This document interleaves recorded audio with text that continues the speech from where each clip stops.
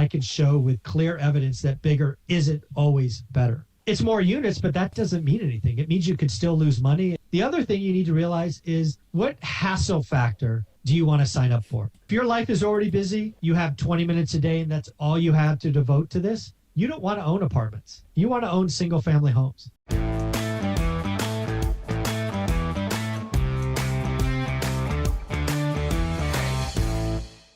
Welcome to the podcast, Real Estate Investing with Coach Carson. I'm your host, Chad Carson. You can also call me Coach, and this is a show to help you build a profitable and passive rental property business so you can get out of the financial grind and do more of what matters. Whether you're a first-time listener or a long-time listener, thank you for being back for another episode. The title of this episode is How to Go Big, One Rental at a Time. This is an interview with Michael Zuber. If you pay attention to real estate investing online or watch it on YouTube, you've probably heard of Michael Zuber. He's written a book called One Rental at a Time that's done really well. He also has a daily show, which kind of blows my mind as a podcaster who tries very hard to put out one show per week. But his daily show talks about real estate investing, talks about the economy, talks about trends that affect us as small real estate investors. So I'll have a link to his show and what he has going online in the show notes below. But my last conversation with Michael almost a year ago is one of my most popular episodes of the year. And it's for good reason. Michael comes with a lot of experience. He's been investing for 22 years, but I also really appreciate the groundedness of his philosophy. And in today's episode, we get into a topic near and dear to my heart that I think has some crossover with his own approach, which is, should you go big as a real estate investor? Or maybe should you take a one rental at a time approach, staying small and mighty? And what are the benefits of doing that versus going big and growing even faster? I do believe the turtle approach is the right for most people. I frankly believe if you get to 4 and only 4, your life fundamentally changes forever. 1 a year, 1 every 2 years, 4 single family homes, paid off by the time you retire. Your financial future is light years away from anyone else. I also, of course, talked to Michael about his 2023 market predictions and what we might be able to expect as real estate investors. I think we're in a period of the next 2 weeks where rates will go higher. I actually believe that mortgage rates will touch 7% again.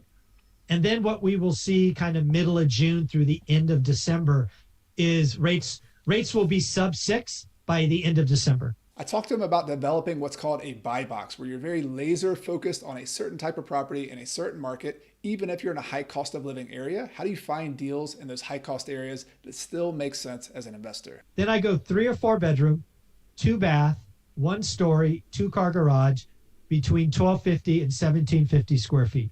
That was my buy box that I looked at for 3.5 years. In the span of about 6 months, I knew that buy box better than anybody in the entire county of Fresno, California, because it's all I looked at for 3.5 years. And then I also asked Michael about his schedule as a real estate investor. How much time does he actually spend managing his properties? So we've set up a communication process. We have a weekly meeting. We now know the reports that we want to look at. It's the same cadence every time. You can get a lot done with texting these days, which wasn't what I had 22 years ago. We're probably spending 4 to 6 hours a month on our portfolio. So what's that, 90 minutes a week? Now, it's different when you're adding and growing because you're going through remodels and all of that. So, if we were in growth stage, there would be more. But if you're in maintenance stage, especially if I'm paying somebody to be that gatekeeper, right? So managing the manager is 6 hours a month for us with our portfolio. So all of that and more is what we talk about in this interview with Michael Zuber. I think you're going to love it. Let's go to the interview right now. Michael, welcome back to the podcast. Great to have you here.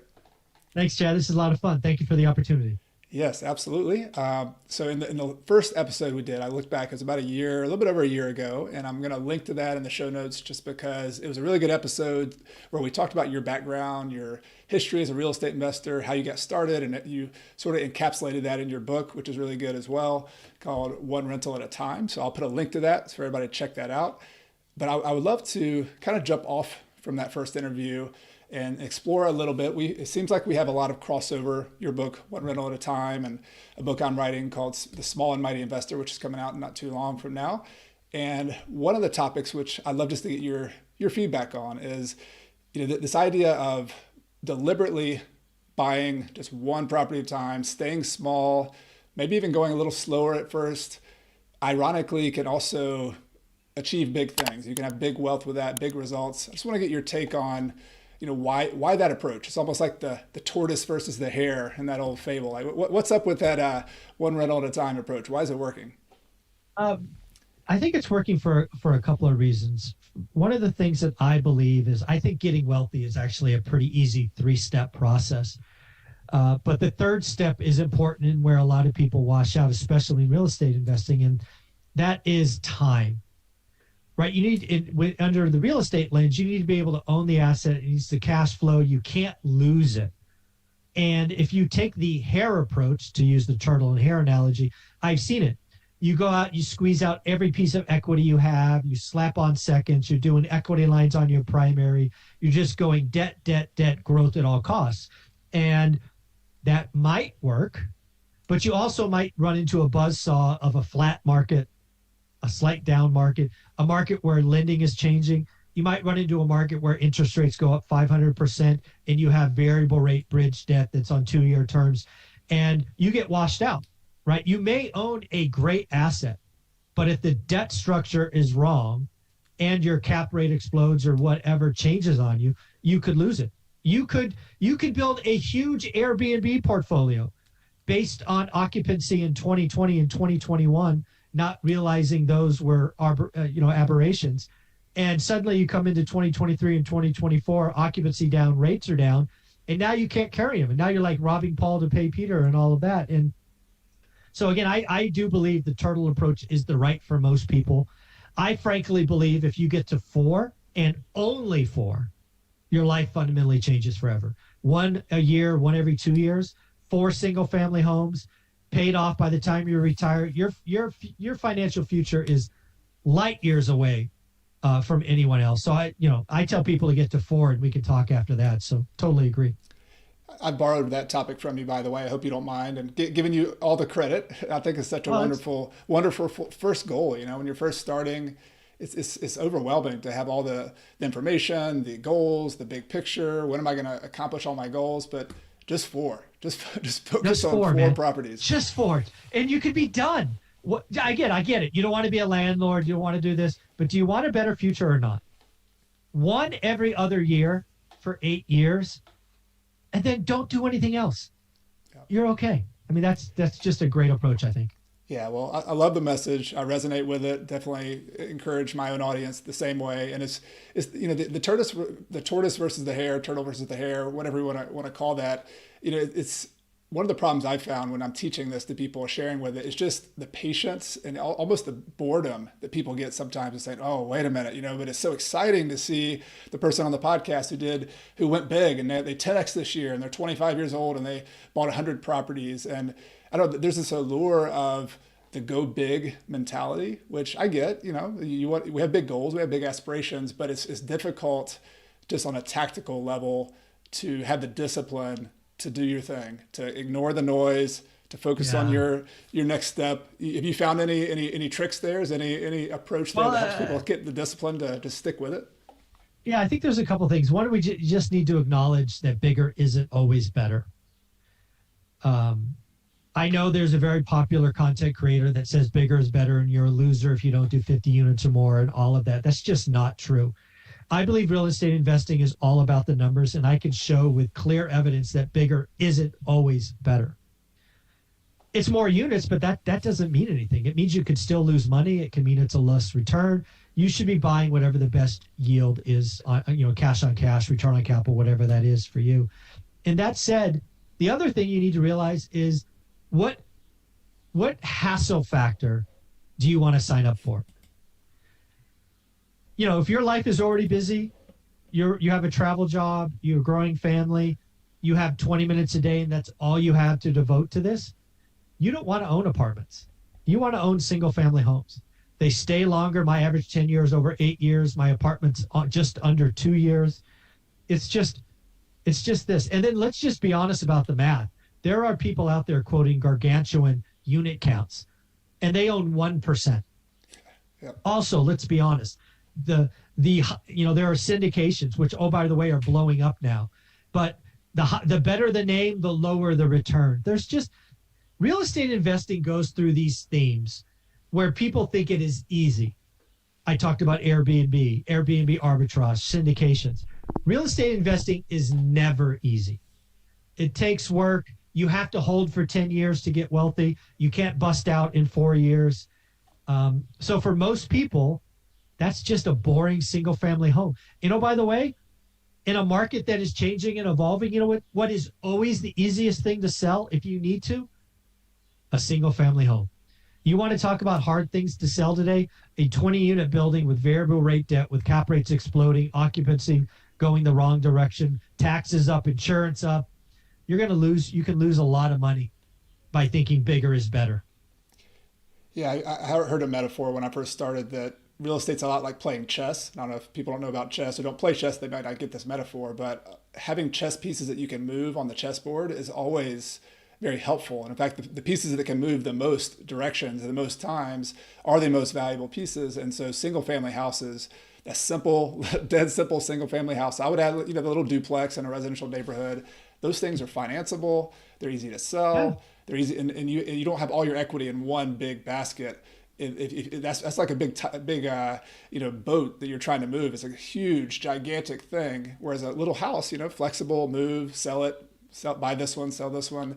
And so I love your point there that when times change, which they always do, economies always change, the more flexible you are to move your chess pieces on the chessboard, the more likely you are to do it, to adapt to the next thing, whatever that is, and take advantage of the next thing. Yeah, and again, people don't realize you can lose a lot of money in real estate investing, and it's happening in commercial right now. I mean, there's a great example, 350 California Street in San Francisco. I don't remember the exact numbers, but I'll be close. It last traded at 150 million. It just traded again at 30 million. That's an 80% discount, right? You're not seeing that in single family. You don't see 80% discounts in single family because you have investors, you have owner occupants, and especially if you focus below the median where they're not building those homes, the first-time home buyer homes, remarkable security. Not also to mention 30-year fixed rate debt. You know why the United States is so lucky as investors and homeowners? 30-year fixed rate debt. You want to know why Canada, the UK, New Zealand are suffering in housing right now? It's because they have debt 5-year ARMs, and they've gone from sub 1% to over 4%. That is a huge change in mortgage payment.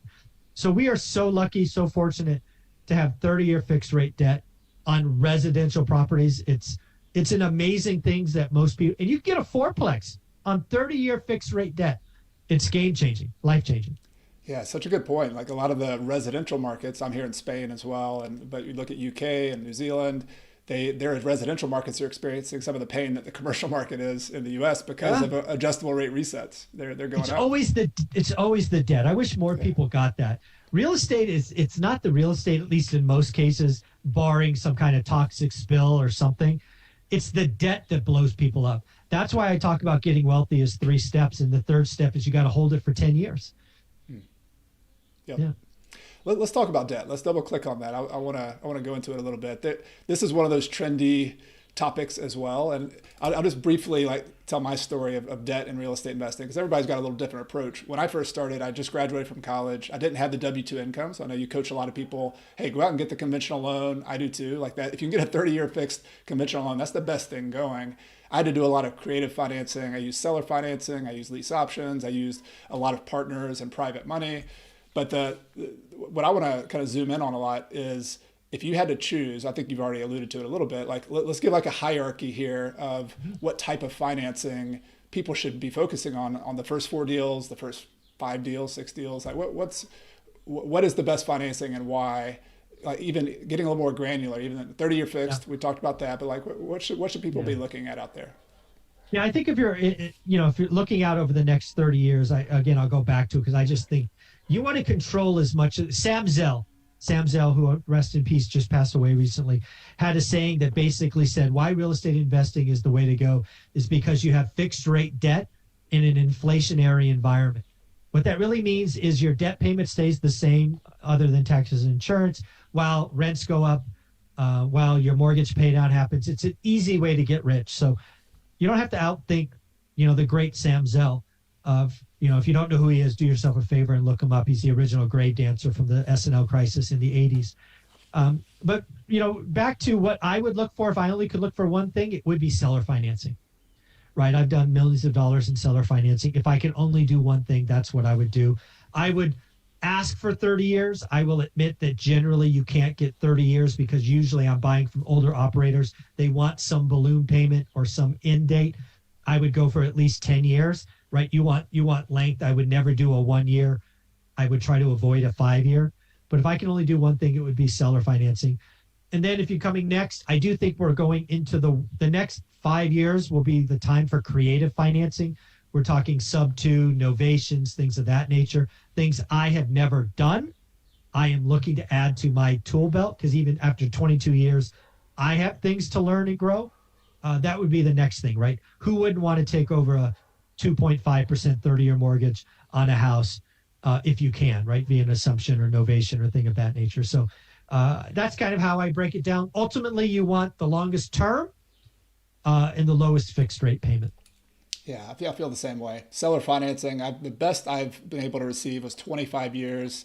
And I've also been able to get really low interest rates, though. That's what's really interesting. Sure. I get a 20-year, 25-year. I could get 3%. I've gotten 2%. I've even had some 0% notes where they had to pay the IRS, like an imputed interest rate. But there's so many creative things you can do. Particularly, I agree with you right now in 2023, is that if it's more difficult to cash flow with retail loans, you got to figure out a way to get creative. And so seller financing has always been, it's not the easiest one to get. That's the warnings for everybody that it's just to go in and make a low offer with them not knowing you is how you can buy a property typically. But with seller financing, almost every single time I had to have a relationship with the seller, even though I got one deal through a realtor where they seller financed it to me. But even then, my realtor had to really go to bat and talk to the seller and get them to let them know me. So it's almost like you're building a private lending relationship with the seller. And you've done this as well. But just for people who are interested in that, it's a fun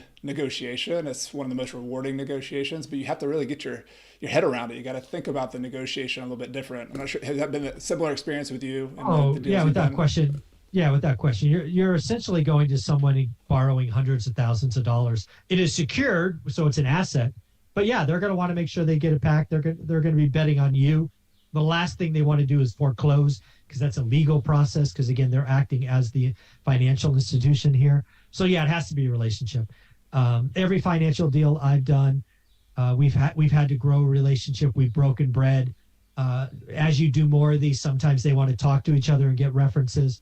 The last thing I'll say about seller financing that I think sometimes even you and I may do this inadvertently because we've done it and had so much success. We make it sound like every property is available for seller financing, which is absolutely not true. One of the things you must do is you must figure out if that seller can even say yes, right? If they have, a 98% loan on the property, seller financing isn't going to play.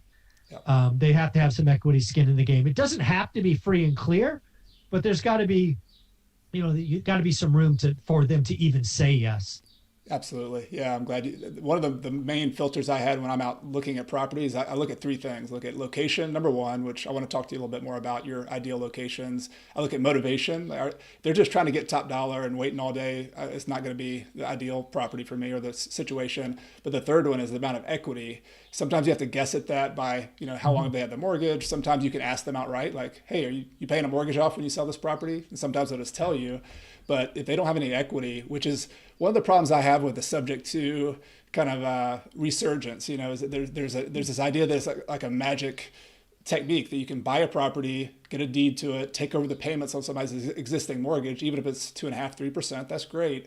But there's almost this strategy that like you should change your approach to analysis. Like, oh, well, just because you're buying a subject to, you can buy a property that doesn't have much equity or that, just because it's not your loan. But the way I look at it, I haven't done a ton of subject to recently. I did more early on in my career. I had an obligation to that seller, even if it wasn't contractual. And if that property was called due, the due on sale clause was called due, which is the big risk of due on sale. That could happen, right? If the interest rates keep going up, there's gonna be a lot of banks calling those loans due. You've got to be ready to pay that off. And so I'm a little squeamish about I like the strategy. I like it when it's done well, but I think it's a little oversold and a little, especially to new investors. Yeah, I think, I think we've talked about this, right? I get really nervous when the herd goes one direction. I just said earlier that I think subject to is going to have a renaissance the next 5 years. I just said I'm going to invest in myself learning it. But just because you can doesn't mean you should, right? One of the rules for one rental at a time is we don't do alligators. What is an alligator property under subject to? Let's just say the mortgage payment on a house, PITI, is $2,000, but you can only rent it for $1,500. Well, one rental at a time says don't do that deal. I'm afraid that the fervor and the energy behind all this says you do that deal because you got it for nothing and you got a 2.5%. Who cares if it's a 2.5 mortgage? It's negative $500 a month before repairs, before expenses, are you kidding me? Just because you can doesn't mean you should. Fundamentals. And so we've dug into some financing. It's part financing, it's part real estate. Those are the two like major pieces of the puzzle. You got to figure out the financing. I want to go back to the real estate because I love your approach of zoning in on a buy box. I do this as well, of just making sure people understand and get super clear on what kind of property, what kind of location they should be investing in. And I'm just curious for you and maybe some students, people you're working with in 2023, what are some ideal buy boxes for you when you're looking at a property? Yeah, so I still think my first buy box is a great example, right? So I started this journey with a buy box 22 years ago, and let's just kind of level set. So I was investing in a market, Fresno, California. I never lived in. I knew no one. I had driven through one time when I was 13 going to Yosemite National Park. So I knew nothing. It's 1 million people roughly. There's no chance in heck. And oh, by the way, it's 3 hours away. It's not next door. So what do? Is I talk to a bunch of people in my network that I start to build, and I find a zip code, 93703. It was called the Mayfair District. Okay, now we're talking, I don't know, 200,000 or 150,000 people. Still too big. I then go single family homes. So I ignore duplexes and everything. And then I go still too big.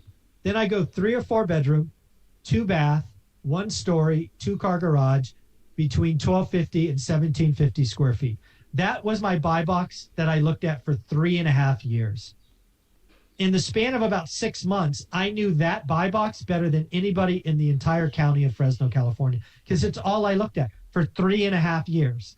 I could find the value. I knew it quickly. I could scan the available inventory in less than 5 minutes. I would write the great offers. I would follow up. I would write offers, be the second highest, and I would follow up once a week. Is it still going? Is it still going? I would get deals that fell out at my price that never went back on the MLS. That is all I looked at. That's the buy box is powerful, not because of what you look at, but because of what you ignore, right? If I take that criteria, 3 and 4 bedrooms, blah, blah, blah, just to another zip code, it's entirely different. Rents are different. Price points are different. You have to be consistent and focused. Most people get it wrong in real estate by looking at too much. It's just the way it is. Agree, 100%. There's a sort of compounding that goes on, not only with your properties, but with your knowledge when you're laser beam focused. Exactly. Yeah, I was the same way. I used to tell people when I look at my zip codes are a little smaller population wise, but 29630, 29631 were my 2 core zip codes, and there's 15,000 people in one and maybe 20,000 in the other. So I have a market of 35,000 just with everybody. And then you narrow that down to single. I had to be a little bit more of a big fish in a small pond. So single family, small multifamily, just to get some deal flow. But, you had to have the inventory, right? You can't look at 3. So I tell people, create a buy box to get somewhere between 20 and 40 active listings. Yeah. There you go. Go for it. Yeah. If it takes 2 zip codes, so be it. 100%. Yeah. One of the most important lessons. Love it. Buy box. Has that evolved any? So 2023, is it pretty similar? When somebody brought you a deal in the same zip code, is it that type of property? I would certainly do those deals. I am lucky enough to be at the end of my cycle, right? 22 years in, already financially free for 5+ years. So I can be very selective. Right now, what I'm looking at doing is probably repeating what I did in 2006. So right now I'm investigating in small multis, so 5 to 40. I believe there's a lot of pain coming. So I likely will be 1031ing out of houses into small multis. So my area right now, I know there's pain coming. It's out there a ways, but that's probably where I'll be spending a lot of my time is again, trading out of fully valued single family into underappreciated, medium size or small multis. Yep. Well, let's go to this idea of transitioning, since I think that's a good jumping off point. One of the things I wrote about in my book was just that every question you ask, whether you're talking about acquisitions, financing, property management, building a team, somebody asked me a question. My question back to them always is like, all right, well, what stage of your investing are you at? Are you a starter, where you're just buying those first 4 houses? Are you kind of a builder, where you're in the crux of it, you're in the details of building wealth? Or are you at the third stage, where you're more like an ender or a harvester, and you're trying to actually just live off your income? And so I want to, we spend a lot of time on the starters, at least I do. And I think there's a lot of people there, it's important, but I want to speak to the kind of that second phase going into the third phase, because you and I've both been through that. And I think it's a really interesting transition. And one of the things that I tried to write a lot about was that it's like you're playing a game where there's certain rules that work when you're playing football and you're trying to throw the pass this way or do this certain scheme this way. But as soon as you switch to a different game, now you're playing baseball, you got to change your rules. And It kind of seems that way to me about going from wealth building, leverage, growth. And then when you get in this last phase where it's about, as you mentioned, transitioning, moving your equity, it's more about paying the debt off. I just want to see your initial thoughts on how you've changed your gameplay as a wealth builder, and then in that third stage from where you did earlier. Yeah, I think there's a couple of things as you enter the third stage. I think you never, at least I don't see myself shutting it off, right? I've been looking at my market every day for 22 years, and I likely will look at it every day for the next 22 years. I'm not adding markets, right? Some people, they get to this point where they have freedom. They just want to get bigger. Just to get bigger for bigger's sake, that's not me. Right. So I won't be changing markets. That's one thing that I think is fairly certain. Could I? Absolutely. Will I? Probably not. But the first thing we did once we acknowledged that is we looked at our portfolio and we said, we looked for the outlier. And I remember there was a property on Glen.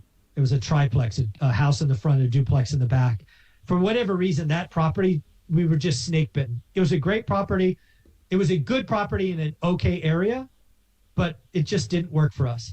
So one of the things we did is we sold it, right? We took the one property that caused more than 50% of our headaches and got rid of it, right? We did that. And then we took that payment and we paid off some debt. So our cash flow stayed even, but our headaches went down. Another thing that we're actively looking at right now is we obviously have enough, but we also want to give some to our daughter. So one of the things that we will likely be doing over the next 10 years is we will be taking some of our older single-family homes, 1031ing those into brand new construction. That will produce a lower yield, but the headache factor will come way down because we know that someday we will die, and we want to give our daughter newer stuff, right? So we're about reducing headaches. So those are some of the things that we're doing. And again, we'll never stop growing. It's a game, right? This is not football where you kind of age out. I still look every day. I talk real estate almost every day. It's fun, but we are definitely not these people that say, hey, we want to be billionaires. We've thought about it. We've talked about it, even 100 million. That's just not us. We've gotten to a point on the cliff that we're comfortable. We've chosen to sit down. Could someday we stand up and go, we're going to go up again? We've recharged, we reinvigorate, maybe, but not today. I think everybody has to make that choice. We have a remarkably good life. We just spent a month in Southeast Asia. We just did the penthouse at the Venetian. We do kinds of crazy things, but we don't need the private jet and the whatever. So that's just where we are. Yeah, I love it. Yeah, I love the legacy piece and the kind of thinking about the next step with your properties and with who's going to inherit those properties. Also, I want to kind of zoom in a little bit on the debt structure. One of the things I've gotten into internet debates on people with is actually that you should be paying off debt eventually. Like I've been doing that myself. We're not 100% paid off, and I don't think I'm convinced that I need to pay off 100% of the debt on my portfolio. But definitely one of the transitions for me was, okay, we have this capital, we have this income coming in, we have some excess cash flow. Where do we buy more properties with it, or do we start paying debt off on the existing portfolio? And I'd love to get your take on that. I'm happy to give some of my opinions on it, but I want to see what your thoughts are on actually eventually paying off some debt on your portfolio. So one of the things that we did kind of the year after I retired, which is now 5 years ago, is we looked at our portfolio and we took, I don't know, maybe 5 to 8% of it. I don't know the unit count, but we took a portion and we paid it off. We affectionately called that our O blank pile. right? We've been through the Great Recession. We saw crazy things happen. So we paid off a chunk that we felt we could live on if all hell broke loose, right? So we have that insurance policy. The other thing we did over the last year, people are on my channel, is we refied almost everything to sub 4%. We have apartment buildings sub 4%. We have office below 4%. I will not pay off debt that has a 3 on it. It's not happening. Not happening. But if it had a 6 or higher, yeah, I could see paying that off. But I have most of my portfolio free and clear or sub 4%. I am not in a hurry to pay off sub 4% debt in a world where inflation will likely be 3% for most of the rest of my life. So that's kind of my feeling about some of that. So we took action, right? Again, apartments, generally speaking, have variable rate debt. I found a non-QM lender that would do 30-year money on apartments at 3.99. I did all those I could. So again, I won't be paying off that debt anytime soon, I don't think. Yeah, so whether it's free and clear debt, whether it's securing long-term fixed debt, which gives you a lot of runway and a lot of leeway through a lot of storms, or piling up cash, I assume, as well, is something we've done a lot of. Just having a big warehouse if you need it, or however much cash you have just in case is a nice thing to have. No, yeah, stacking paper. Again, real estate runs in cycles. People always feel like it's, this time is different. It's not. It just moves around. We have more dry powder today than we've ever had by orders of magnitude. Because again, one of the things when you're in your build phase, right, we talk this as phases, I was cash poor other than an emergency account that we never touched unless it was an emergency. I was cash broke all the time, right? We would stack, buy, stack, buy. Now, we stack. Oh, we'll buy that one. We'll stack. Oh, buy that one. So very different. Same here. And so another way, even if we do keep debt on some of our properties, some ways we advance more conservatively is maybe pay cash for the next property. Sometimes we'll do that. Then we can always refinance the next one. But it's just, I guess, the sentiment I'm trying to get, and I'm kind of getting that from you as well, is that there's sort of a change in approach. That different game you're playing is like, all right, look, I've got this wealth I've built. Yes, I'm not hanging the cleats up. I'm going to keep playing the game to the day I die. That's fun. I love doing it. I've got money I can give away. Like, I like playing the capitalist game. At the same time, going back down the mountain where we came from is a non-starter. And there's a lot of people who try to shoot for the moon and keep going and keep moving the goalposts without ever taking some chips off the table, so to speak. You're absolutely right. I mean, like your goal is to get to 4. Maybe you take it to 10, and then you just keep getting bigger to get bigger, and you just keep. It's like staying at the craps table or the blackjack table or whatever the gambling you want to do. Eventually you stay too long, your hot streak ends. And if you are max leveraged, the market will smack you, right? I knew a guy that the 06 crisis, he was legitimately worth $10 million. He happened to be flipping $1 million homes in the Bay Area. And I remember the day he didn't take a 50K loss. That 50K loss would have meant he built his war chest back up because he would have replenished and being able to survive. Because he didn't take that loss, he stayed max leveraged, and then this, and then that, and then this, and then he was bankrupt like 9 months later. It's a huge mistake. You got to have the wherewithal to keep going.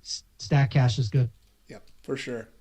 Well, let's transition back to the current times, because I love your daily YouTube channel, which people need to check out if they haven't seen it, and your podcast. You get into a lot of current topics and trends. Some of them real estate related, some of them just the economy. So because you have a good pulse on it, I want to get your opinion on where we are right now. Like, maybe we could just give if you're the doctor giving the pulse of the real estate investor economy here, like what's going on right now? Like, we've had higher interest rates. I know that the inventory seems to be, in a similar spot. Like, what's your assessment of where we are at this point in 2023? Yeah. So we're recording this kind of the middle to the end of May.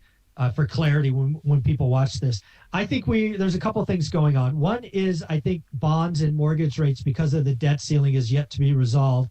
I think we're in a period of the next 2 weeks where rates will go higher. I actually believe that mortgage rates will touch 7% again. And then what we will see kind of middle of June through the end of December is rates will be sub 6 by the end of December. Why can I say that? Well, because I believe inflation will be rolling over. There's these things called base effect. There's these things called lead lag with housing costs. All of these things we can get into if you want to. But basically, I think inflation will be coming down once we resolve the debt ceiling. the Fed's on pause for the rest of the year. I don't see rate cuts. I don't see any more rate increases. They will talk tough, but nothing else is coming. I think inventory will stay down not only the rest of this year, but next year as well. I was featured in a Fortune article probably 2 months ago where I basically said the Fed broke housing. Lots of people bought, but also more people refied to sub 3, sub 4% debt, like I talked about earlier. They're not in a rush to sell. So inventory listings are down 22 to 40% in San Diego, for example. That's not coming back anytime soon. I do think we have an economic recession, but it's not a nasty one. It's kind of a shallow recession, kind of talking negative 1% maybe over the course of the next 12 to 15, 18 months. I do think unemployment hit a cycle low at 3.4. I think it goes up from here to maybe 4.5, 4.8, maybe 5%. Nothing crazy, right? When I was getting my econ degree, 6% was considered full employment. So I'm talking about going from 3.4 to 5. That's about 1.5 million, 1.8 million more people unemployed. But yeah, that's kind of where we are. We've got a recession. Either it has started or in the near future, but not a great recession, not a depression. At least that's currently how I see it. So I'm thinking about a lot of our listeners, our small and mighty investors, our one rental at a time investors, and how this, however this plays out, the types of things they should be thinking about, because it's hard to predict exactly what's going to happen. But one thing we've talked about is adjustable rates. If you have the risk, of having adjustable rates, that locking in a rate, even at a higher rate for now, is one thing to think about. But what other moves do you think are sensible given where we are, given what the next steps could be? Now, I would tell every investor, one rental at a time, the mighty investors, to always price out their deals with 30-year fixed rate debt. That way you've protected the downside, meaning rates going higher, but you can always refi later if rates go down. So you have the good without the bad. At least price them out that way.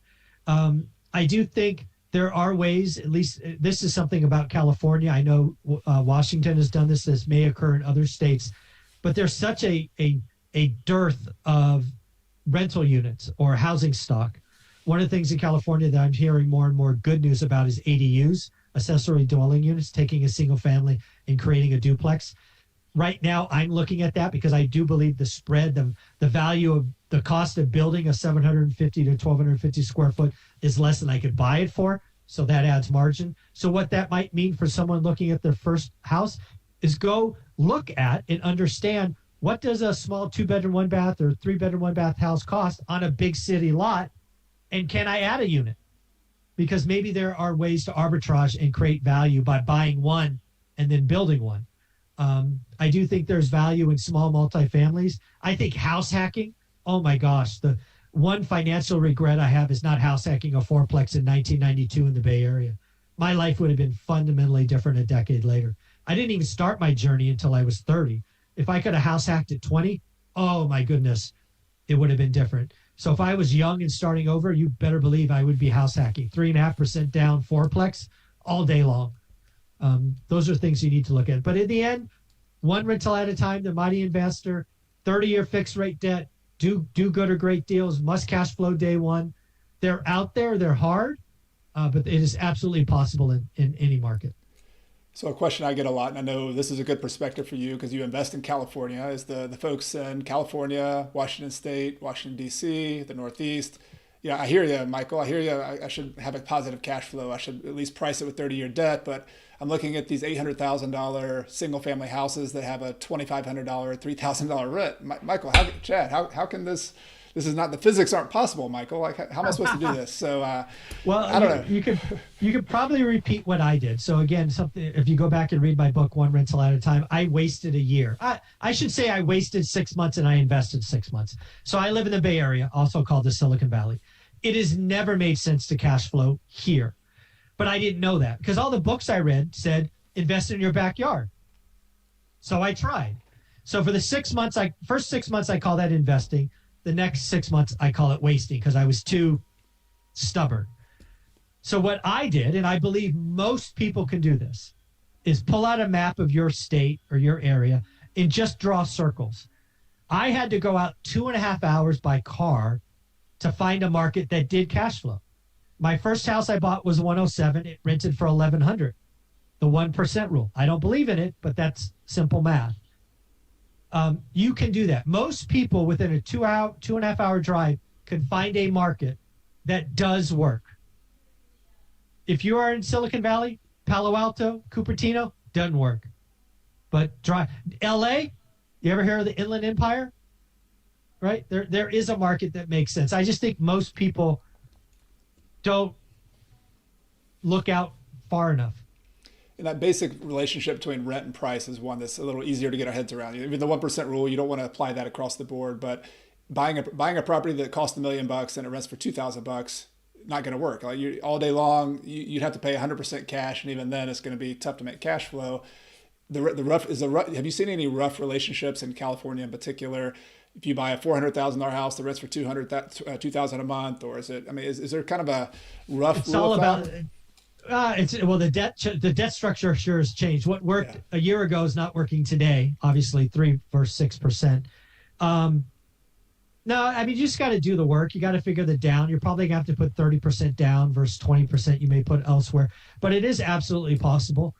Something around 0.75, 0.8 to kind of use that is possible. It may not be the greatest thing, but usually it comes down to adding value. For example, one of the things I did the last time this crazy cycle happened is I looked for 2-bedroom, 1-bath homes that had 1,000 square feet. Now, this didn't always work, but when it did work, it was amazing. So if you don't know, 2-bedroom, 1-bath homes cost less than 3 bedrooms because they're not looked at as often. But if you're a landlord and you find a house with the right footprint, you can go add a wall, a door, and a closet, and suddenly you have bought a 2 and rented a 3. Right? You have to find the ways to create value.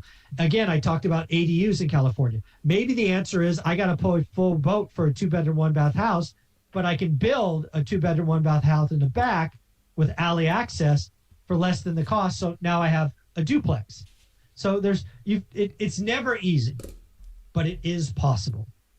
Yeah, if you just look at a listing and say it is what it is, and you don't use any creativity or any thinking outside the box, you're even in my markets, South Carolina, Georgia, when I first started investing, I mean, every market, you've got to think outside the box. It was sort of an anomaly for the last 5 years where you had these really low interest rates. We could go buy an MLS. I mean, it just wasn't a typical thing. But, I've had students in California. I've had a mentor of mine, John Schaub, has always said, even 30, 40 years ago when he first started teaching, his wealthiest students were the ones who bought in California and just figured out a way to hold on, and they held on. They're the wealthiest. They're by 3 or 4 factors. They're the wealthiest because they figured it out. It wasn't easy. It was much harder than other places, but if you look at the fundamentals of whatever market you're in, if there's a tailwind behind you, if there's a limited supply, which California always has because for lots of reasons, and then you have a demand, which there's still demand, that's going to be a good long-term formula. So seller financing, we mentioned, creative financing, those are 2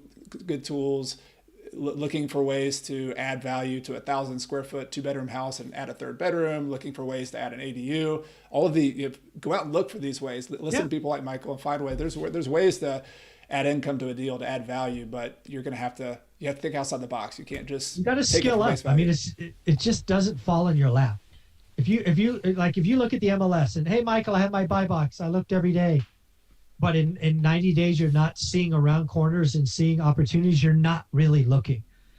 You have to be, when you do this and it becomes part of you, you create value with your knowledge. That's the power in this. 100%. All right, I want to transition as we kind of reach the end here to, you bought this property, you're 1 rental at a time. To hold it 10 years and to make the money, you've got to be a buy and hold investor who manages this property or manages the manager, one of the two. And another one that I've gotten pushed back on a lot from, in addition to paying off debt, was this whole idea that it's possible to only work a couple hours per week on your rental properties eventually, that you can get it pretty passive, you can get systems built. It doesn't start that way, but you can get it that way. So I want to get just some high level feedback from you for people on property management, managing the manager. How do you eventually get this to where, hey, I don't want to spend all my time managing these properties? What are some of the key things that you've had to do with your own rentals? Yeah, you've got to again, I've used a property manager since day one, given how far away they were, and I traveled for my job, so self-management wasn't an option. But basically, it is just processes and procedures. So we've set up a communication process. We have a weekly meeting. We now know the reports that we want to look at. It's the same cadence every time. You could get a lot done with texting these days, which wasn't what I had 22 years ago. But yeah, even with our portfolio, I asked Olivia the other day for another conversation. We're probably spending 4 to 6 hours a month on our portfolio. So what's that, 90 minutes a week? Yep. Now, it's different when you're adding and growing because you're going through remodels and all of that. So, if we were in growth stage, there would be more. But if you're in maintenance stage, you should hope that it's not, especially if I'm paying somebody to be that gatekeeper, right? So, yeah, managing the manager is 6 hours a month for us with our portfolio. Well, I'm curious about your weekly meetings. What kind of stuff goes on there? Do you have, is it a 15-minute meeting? Is it longer? It's typically, so we schedule a half hour. I don't remember the last time we used all half hour. It starts with rent collection, and we do this every Friday, 10 a.m. Rent collections, late pays, repairs, upcoming vacancies, right? Anybody give notice, things of that nature. Those are the things that we go through in that order. And we have the reports. We do it on a Zoom call now. If the Friday's a 4th, it's kind of, we don't really talk about rents because it's not even late to the 5th. That's just, it's the same call every time. And then again, we have a threshold of $500. We must get multiple bids on anything over 500. It used to be 250, but now we've had the same team for so long. We trust them a little more. Are we being ripped off? Maybe. Do we care? Not enough to lower the limit, right? So that's how we kind of treat our business. Yeah, I love the meeting idea. It's not something I do, but I'm taking notes on that as well. I like that. I do it more of a quarterly meeting, but I think I can move that up a little bit. I also have a $500 per event rule, and I compare. I can tell a lot of people, like a lot of how I look at my rental properties is through reports and numbers. And it's kind of like the Matrix, Neo in the Matrix is always, he looks at everything with zeros and ones. And like my rental business is reports. Here's how much rent I think I should get this month, or I know I should get. Is $3,000 less than what I should get? Like, what's going on here? Call the property manager. How's it? What's going on? What happened with that? But I like the getting proactive and asking about the repairs when they're fresh like that. I think it's a little more helpful. And we look at it every week. It's no surprise. One of the reports that we looked at during the pandemic, which was we didn't always look at, but we actually had created, and we still get it. We don't look at it as much, but we looked at it every day for a while.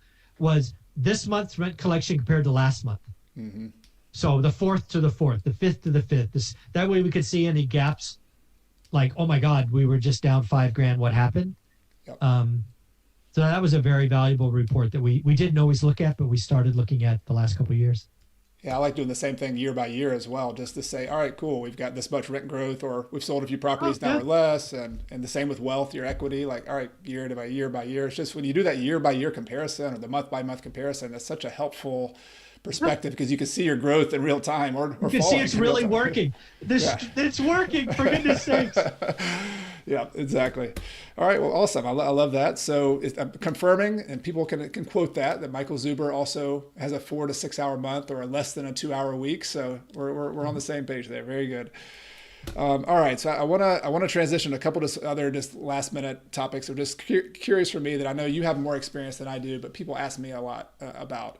And one of those is using turnkey rental companies as a source of lead flow for buying your properties. I've had one recent question that somebody asked me where they had some red flags come up, and I was a little, just cautioned him a little bit because there was just some there's a little bit of a conflict of interest, and there was this person who's trying to sell him a property, and he didn't want him to get his own inspector, and I was like, no, you always get your own realtor inspector. So I guess stepping back from that specific situation, just what are your thoughts on that process in general? Somebody who's a long distance investor using a turnkey company to buy, and then what are some best practices maybe that they can take from you who've done that before? Yeah, so this is really key where you are in the market, right? So turnkey providers provided margin of safety or instant equity 2 or 3 years ago. That's just where we were in the cycle. Today, they're getting full boat and full boat plus because there's just not a lot there. I think most people, unless you're somebody who has absolutely no time, which I think everybody can find 20 minutes a day. If you absolutely have no time, maybe it's not what I would think would be a good option today. Maybe 3 years ago, it was a decent option. But today, I think you could do better on your own, in my honest opinion. Always get inspections. They obviously have self-interest in mind. They want to reduce the risk of credits and all of that. You have to get your inspections. Never, if anybody says don't do it, or here's a report, no chance. Got it. Good. But I'm not a big fan today, honestly. Okay. Well, let's go to a cousin of that. All of these are for the people who usually have very little time, as you mentioned. And they're like, I want to get into real estate, but I don't have the time to do the work, which is kind of, there's some trouble. It's also looking at syndications. I've heard a little bit of your opinion on that. What's your thought on why are we buying? Like, I'm a direct investor fan. I like owning the property. I feel like there's some safety there. I feel like I trust my property manager and my tenant more than having to figure out this operator I'm investing with. And I just don't like having 150 partners. That's just not my deal. But I know some people love it, and want to get your thoughts on it as well. I am not a fan of syndications. And I was warning people about 18 months ago about the impending disaster that was coming. And I have receipts to prove that I warned these people. I believe real estate investing is hard. I believe real estate investing goes through cycle where sometimes people think there's an easy button. And over the last 18 months to 2 years, people have thought larger and larger multifamily is the easy button. You buy it, you do a value add, you sell it for more. Well, you're getting bridge debt, getting this, getting that. And a lot of these people are going to blow up. I don't know if you've heard about this. There's a 3,200 unit building in Houston, Texas, or a set of 4 buildings in Houston, Texas. 11 months ago, raised $100 million from limited partners. They lost the buildings. $100 million wiped out overnight. And frankly, it was wiped out the day the deal was done. The deal was overpaid by an inexperienced operator who raised $100 million because it was easy. No, thank you. We are in an environment today where people are going to have what I call cash in refis. In order for us, cash in, not cash out, cash in refis. In order for us to keep this building, I have to raise another $10 million from the limited partners. I don't want partners because if 50% say yes and 50% don't, it's just going to be a disaster. Like you, I don't want partners. I don't want one partner, let alone 150 partners. It's just not my thing. I want to live and die by my decisions, not the stupidity of others. And the reason people ran to limited partners is because they got googly eyes over people getting lucky. They bought it a 6 cap. They sold it at 3.5 cap. Why? Because rates went to 0. Rates are now 5 or 6%. Cap rates are exploding higher. Deals are blowing up everywhere. You all are going to lose a lot of money. And I told you this was coming. So no, limited partners, for that matter, Airbnb. You want to know another thing that sets me off is all these people talking about Airbnb arbitrage being the way to build portfolios with no money down. Dude, you're subleasing properties that are not on the beach. Airbnb short-term rentals are amazing for the right property in the right location.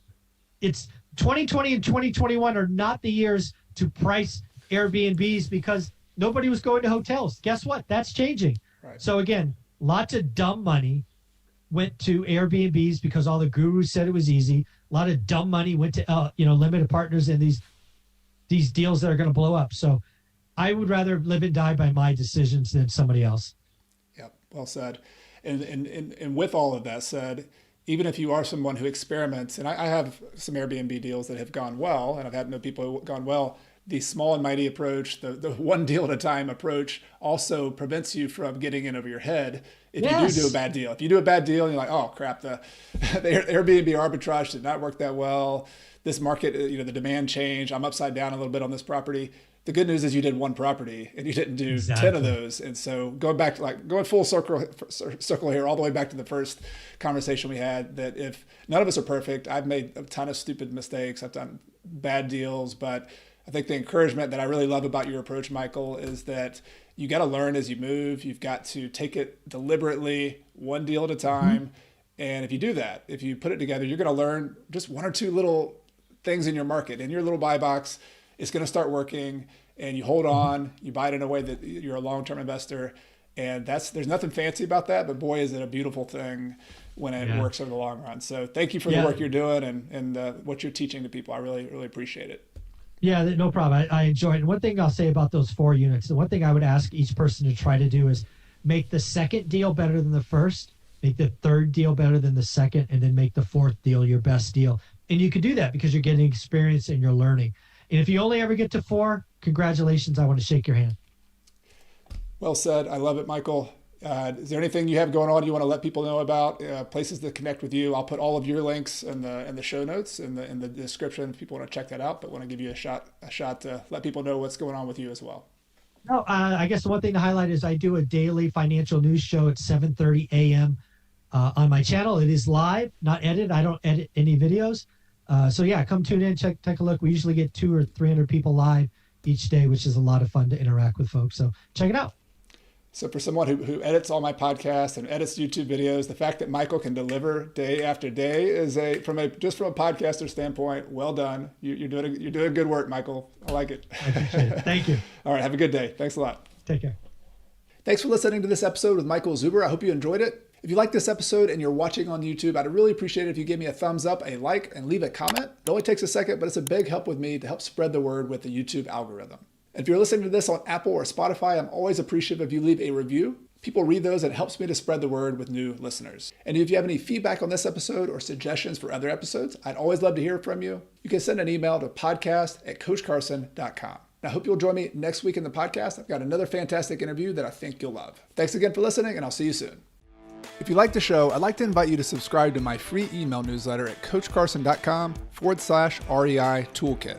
In addition to weekly updates, articles, and behind-the-scenes tips from me, my email newsletter subscribers get my real estate investing toolkit, which includes a property closing checklist that I actually use when I buy properties, a real estate deal worksheet, a tenant screening criteria checklist, and other spreadsheets and goodies that will help you on your journey to financial independence using real estate.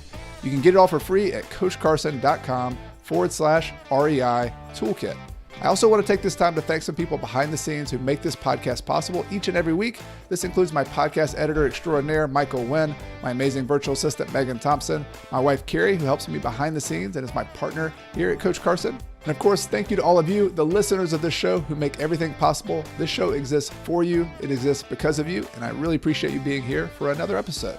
Everything I've shared with you in this episode has been for general education purposes. I've not considered your specific situation or risks. Before buying your own investments, be sure to consult a financial, real estate, and/or a legal professional. Until next time, I'm Chad Carson. You can also call me Coach, and this is a show all about helping you get out of the financial grind so you can do more of what matters. See you next time.